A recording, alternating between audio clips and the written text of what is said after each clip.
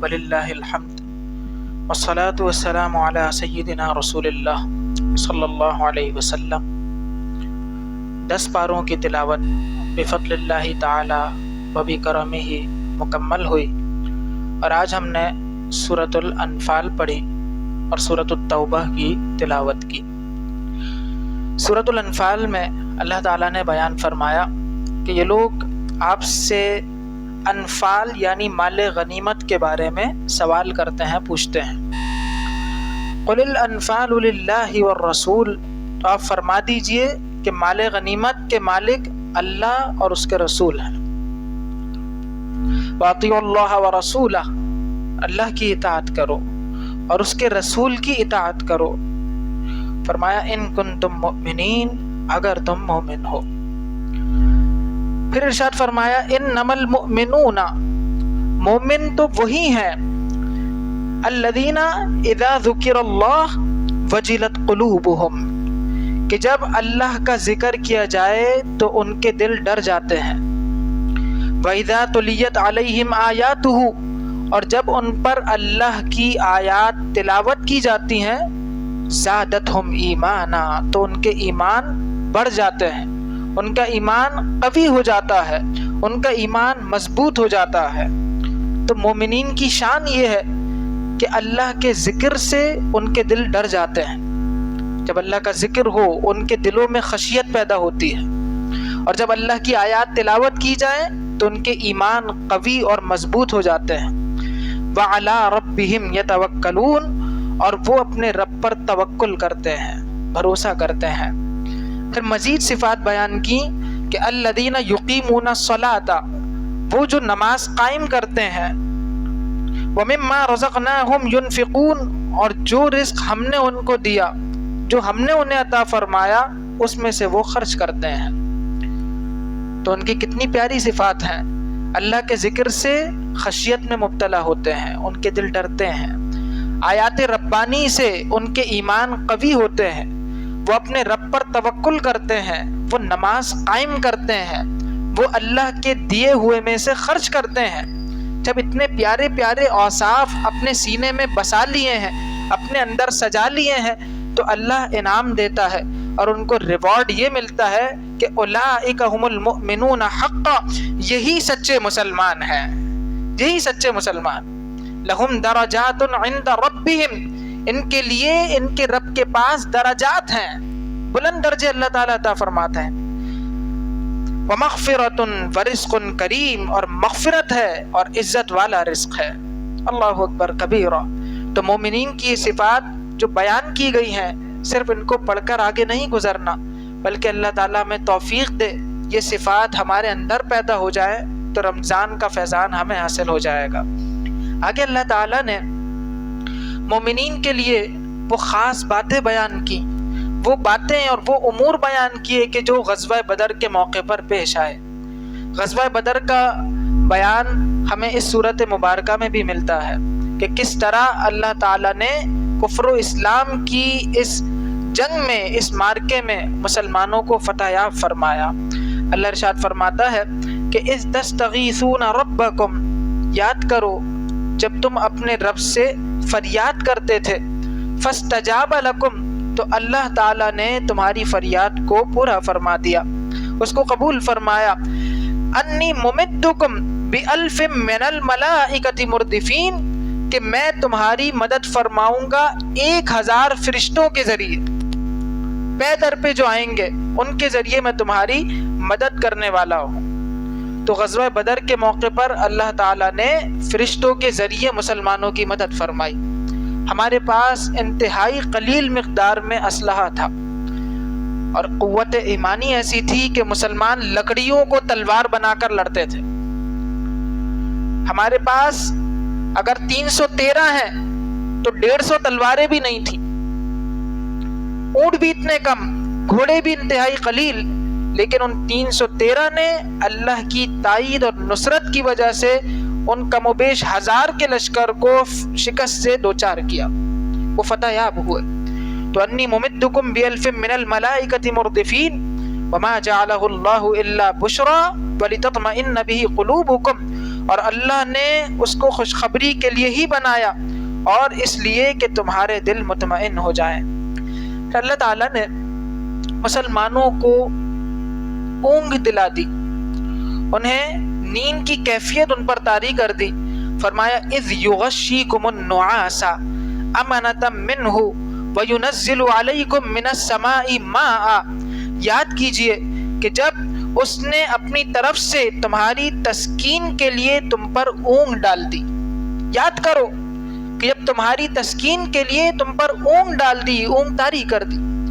دیکھیں جب دشمنوں کا جم غفیر ہو، ان کے پاس بھاری مقدار میں اسلحہ بھی ہو، وافر مقدار میں ساز و سامان بھی ہو، اور یہاں بظاہر بے سر و سامان ہو، افرادی قوت بھی نہ ہو، تو ایک ہیبت طاری ہوتی ہے، ایک خوف طاری ہوتا ہے۔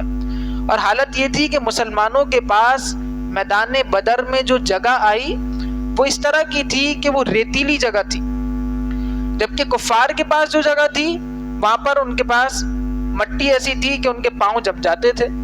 مسلمانوں کے پاس جو جگہ تھی وہاں پر مسئلے مسائل تھے، مسلمانوں کی طرف جو جگہ تھی وہاں پانی بھی نہیں تھا یا کم تھا، اور کفار کے پاس جو ہے وہ چشمے تھے، ان کے پاس پانی تھا گویا کہ، تو ہر لحاظ سے وہ پاورفل ہو رہے تھے۔ تو اللہ ارشاد فرماتا ہے یاد کرو کہ جب اس نے تمہاری تسکین کے لیے تم پر اونگ ڈال دی، اور صرف یہی نہیں وَيُنَزِّلُ عَلَيْكُم مِّنَ السَّمَاءِ مَاءً، اور تمہارے لیے آسمان سے پانی نازل فرمایا، بارش ہو گئی۔ جب بارش ہوئی تو مسلمانوں کے پاس پانی وافر مقدار میں آ گیا، وہ شرعی حاجتیں بھی پوری کر سکتے تھے، اپنی طبیعت کی حاجتیں بھی پوری کر سکتے تھے، اور ان کی جو زمین تھی اب وہ صحیح ہو گئی، وہ ایک طرح سے جم گئی، اور کفار کی جو زمین تھی وہاں پر کیچڑ ہو گئی۔ اللہ تعالیٰ نے اس طرح بھی ان کی مدد فرمائی۔ وَيُذْهِبَ عَنْكُمْ رِجْزَ الشَّيْطَانِ وَلِيَرْبِطَ عَلَىٰ قُلُوبِكُمْ، فرمایا کہ تمہارے دل تاکہ دلوں کو مضبوط کر دے، وَيُثَبِّتَ بِهِ الْأَقْدَامِ، اور اس سے تمہارے قدم جما دے۔ فرمایا اذ، یاد کیجئے، یاد کرو، یوحی ربک الی الملائکۃ، جب تمہارا رب فرشتوں کو وحی بھیجتا تھا، انی معکم فثبتوا الذین آمنوا، کہ میں تمہارے ساتھ ہوں، تم مسلمانوں کو ثابت رکھو۔ سألقی فی قلوب الذین کفروا الرعب، ان قریب میں کافروں کے دلوں میں ہیبت ڈال دوں گا۔ فاضربوا فوق الاعناق، تو تم کافروں کی گردنوں کے اوپر مارو۔ واضربوا منہم کل بنان، اور ان کے ایک ایک جوڑ پر ضربے لگاؤ۔ تو متعدد آیات کافروں کے بارے میں نازل ہوئیں کہ اللہ تعالیٰ نے انہیں کیسے رسوا فرمایا، اور فرمایا یا ایھا الذین آمنوا، اے ایمان والو، اذا لقیتم الذین کفروا، جب تم کافروں کے لشکروں سے ملو، ان سے تمہارا مقابلہ ہو، زحفاً فلا تولوہم الادبار، تو ان سے پیٹھ نہ پھیرو۔ مسلمانوں کو جرت کی، بہادری کی، شجاعت کی تلقین کی ہے کہ وہ ڈرے نہیں، اپنی پیٹھ نہ پھیریں، بلکہ اللہ کی راہ میں جہاد کریں۔ اور پھر حضور علیہ الصلوۃ والسلام کو اللہ نے حکم دیا، آقا علیہ السلام نے مٹی اٹھائی اور کفار کی طرف پھینکی۔ حضور کا پھینکنا تھا کہ وہ ہر کافر کی آنکھوں میں گئی، اور کیسا پیارا منظر تھا۔ اللہ فرماتا ہے وما رمیت اذ رمیت ولکن اللہ رمی، کہ محبوب علیہ الصلوۃ والسلام آپ نے مٹی نہیں پھینکی جب آپ نے پھینکی آپ نے، لیکن آپ نے نہیں پھینکی۔ کیسا پیارا نظارہ ہے اور کیسی محبت ہے کہ جو محبوب نے کیا وہ اللہ نے کیا۔ وما رمیت اذ رمیت ولکن اللہ رمی، اے محبوب آپ نے مٹی نہیں پھینکی جب آپ نے پھینکی، لیکن اللہ تعالیٰ نے پھینکی۔ وَلِيُبْلِيَ الْمُؤْمِنِينَ مِنْهُ بَلَاءً حَسَنًا، اور اس لیے تاکہ مسلمانوں کو اپنی طرف سے اچھا انعام عطا فرمائے۔ ان اللہ سمیع علیم، بے شک اللہ سننے والا، جاننے والا ہے۔ پھر اور بھی مختلف آیات ہیں جن میں اصحاب بدر کی شان اور ان کی فتح کو بیان فرمایا، وہ پھر کسی موقع پر ہم بیان کریں گے۔ آگے اللہ تعالیٰ نے ہجرت کے موقع پر یعنی آقا علیہ السلام کی جب ہجرت کا زمانہ تھا، ادھر کفار سازشیں کر رہے تھے۔ خانہ کعبہ کے قریب ایک مقام ہے، ابھی بھی اگر مسجد حرام میں جائیں تو ایک جگہ ایسی ہے کہ جہاں پر ان کفار قریش کی پارلیمنٹ تھی۔ ہماری پارلیمنٹ کہاں ہے؟ اسلام آباد میں۔ کافروں کی پارلیمنٹ وہی مکہ المکرمہ میں تھی، جس کو دار الندوہ کہا جاتا تھا۔ وہاں پر وہ بیٹھتے تھے، مختلف منصوبے بناتے تھے، مختلف سازشیں کرتے تھے۔ تو انہوں نے سازشیں کی کہ حضور علیہ السلام کے ساتھ کیا کریں۔ تو اتنے میں شیطان بھی انسانی لبادے میں آ گیا، ایک شیخ کی صورت میں آیا کہ میں شیخ نجد ہوں، ایک بوڑھے کی صورت میں آیا۔ لوگ اپنے مشورے دے رہے تھے۔ کسی نے کہا کہ حضور علیہ السلام کو قید کر دیتے ہیں، شیطان نے اس کو پسند نہیں کیا۔ پھر کسی نے کہا کہ حضور کو جلا وطن کر دیتے ہیں تاکہ ان سے ہماری جان چھٹے، اس نے اس کو بھی پسند نہیں کیا کہ ان کا کلام ایسا اثر انگیز ہے کہ وہ جہاں جائیں گے لوگ ان کے گرد جمع ہو جائیں گے، اس طرح نہیں کرو۔ ابو جہل کہنے لگا کہ ایسا کرتے ہیں کہ ان کو معاذ اللہ قتل کر دیتے ہیں، تو اس طرح پھر ہماری ان سے جان چھوٹ جائے گی۔ شیخ نجد جو کہ ابلیس تھا، شیطان تھا، اس نے اس رائے کو پسند کیا۔ ادھر دار الندوہ میں وہ تدبیریں کر رہے تھے اور اللہ تعالیٰ کی خفیہ تدبیر جاری و ساری تھی۔ اللہ فرماتا ہے اذ یمکروا بک الذین کفروا واذ یمکروا، اور اے حبیب علیہ السلام یاد کیجئے کیسا پیارا انداز ہے۔ یمکروا بک الذین کفروا، جب کافروں نے تمہارے خلاف سازشیں کی، لیثبتوک، کہ تمہیں باندھ دیں، قید کر دیں، او یقتلوک، یا آپ کو قتل کر دیں، او یخرجوک، یا آپ کو جلا وطن کر دیں، وَيَمْكُرُونَ، وہ اپنے مکر کرتے تھے، وہ اپنی سازشیں کر رہے تھے، وَيَمْكُرُ اللَّهُ، اور اللہ اپنی خفیہ تدبیر فرما رہا تھا، وَاللَّهُ خَيْرُ الْمَاكِرِينَ، اور اللہ کی خفیہ تدبیر سب سے بہتر ہے۔ آگے ارشاد فرمایا کہ محبوب علیہ السلام، اللہ کی یہ شان نہیں کہ لِيُعَذِّبَهُمْ وَأَنْتَ فِيهِمْ، کہ اللہ انہیں عذاب دے جبکہ آپ ان میں موجود ہوں۔ تو حضور علیہ السلام ہم میں جلوہ گر ہیں، تو اس امت پر حضور کا یہ صدقہ ہے کہ اجتماعی عذاب نہیں آئے گا۔ کسی ایک جگہ آ گیا، دو جگہ آ گیا، لیکن حضور چونکہ ہمارے درمیان موجود ہیں تو پوری امت پر اجتماعی عذاب نہیں آئے گا۔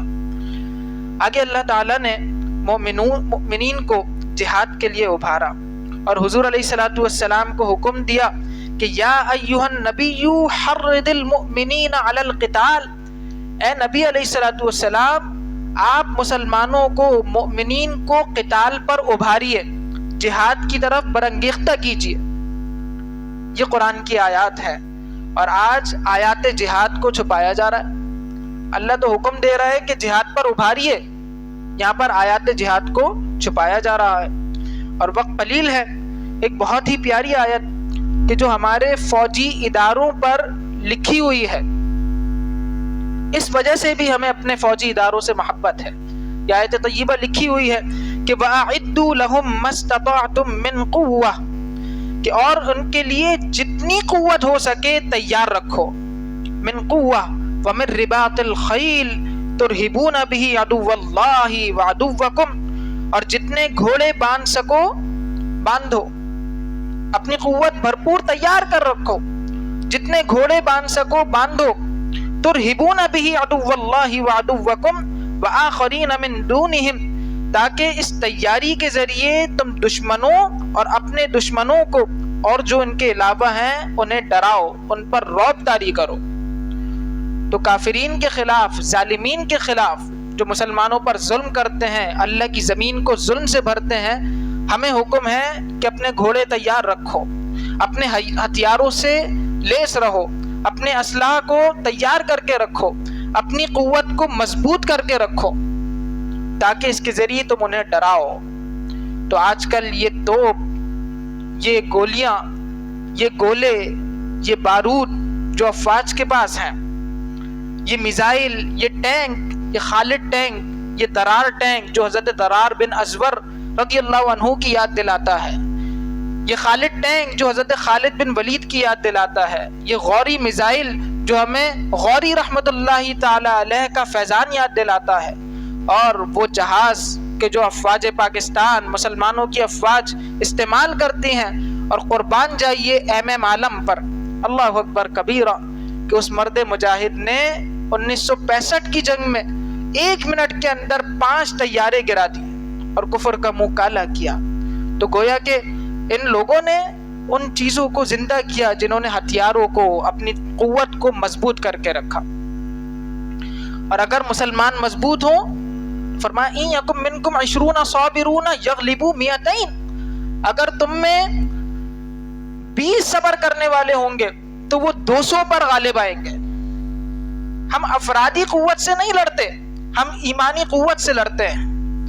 اگر ایمانی قوت ہو تو بھلے ایک ہی ملک ہو، اس کی ایک دھمکی ہی اسرائیل کے لیے کافی ہے، اور ایمانی قوت نہ ہو تو 57 اسلامی ممالک ہوں، وہ سب ناکارہ ہیں، ان کی طاقت بالکل ناکام ہے۔ اور ایمانی قوت ہو تو اقبال کہتے ہیں کہ ٹل نہ سکتے تھے اگر میدان میں اڑ جاتے تھے، پاؤں شیروں کے بھی میدان سے اکھڑ جاتے تھے، حق سے سرکش ہوا جو کوئی تو بپھر جاتے تھے۔ ارے تیغ کیا چیز ہے، تلوار کیا چیز ہے، ہم توپوں سے بھی لڑ جاتے تھے، نقش توحید کا ہر دل پر بٹھایا ہم نے، زیر خنجر بھی یہ پیغام سنایا ہم نے۔ یہ مسلمانوں کی طاقت تھی۔ اللہ تعالیٰ سورۃ الانفال کے ذریعے ہمیں پھر سے وہی قوت عطا فرمائے۔ پھر سورۃ التوبہ کا آغاز ہوا اور ہمارے وقت کا اختتام ہوا، تو پھر انشاءاللہ سورۃ التوبہ بھی سنیں گے۔ اس کی ایک آیت جو ہمارے لیے راہ ہدایت کو روشن کر رہی ہے، کہ جس میں مختلف چیزیں گنوائیں کہ تمہارے آباء و اجداد، تمہارے بھائی، تمہارے تجارت کے اموال، تمہارے پسندیدہ گھر، یعنی یہ ساری چیزیں اگر اللہ اور اس کے رسول سے بڑھ کر ہیں، اس کی راہ میں جہاد کرنے سے بڑھ کر ہیں، تو پھر انتظار کرو کہ اللہ کا حکم آ جائے۔ تو سب سے بڑھ کر اللہ اور اس کے رسول کی محبت ہو، اگر اسی میں خامی ہو تو پھر سب کچھ نامکمل ہے۔ اللہ تعالی ہمیں عطا فرمائے، آمین بجاہ خاتم النبی الامین۔ اللہم صلی علی سیدنا و مولانا محمد وبارک وسلم۔ اللہم ربنا تقبل منا انک انت السمیع العلیم وتب علینا یا مولانا انک انت التواب الرحیم۔ اللہم ربنا اغفر لنا ولوالدینا ولاساتذتنا ولمشائخنا ولأربابنا ولأحبابنا ولجميع المؤمنين والمؤمنات والمسلمين والمسلمات۔ اللهم ارحم على المسلمين، اللهم أعز الإسلام والمسلمين، اللهم اصلح أمة محمد وفرج عن أمة محمد صلى الله تعالى عليه وسلم۔ اللهم بارك لنا في شامنا، اللهم بارك لنا في يمننا، اللهم بارك لنا في كشميرنا، اللهم بارك لنا في ديار القدس بحرمة سيدنا محمد صلى الله عليه وسلم، وصلى الله على حبيبه محمد وآله وأصحابه أجمعين برحمتك يا أرحم الراحمين۔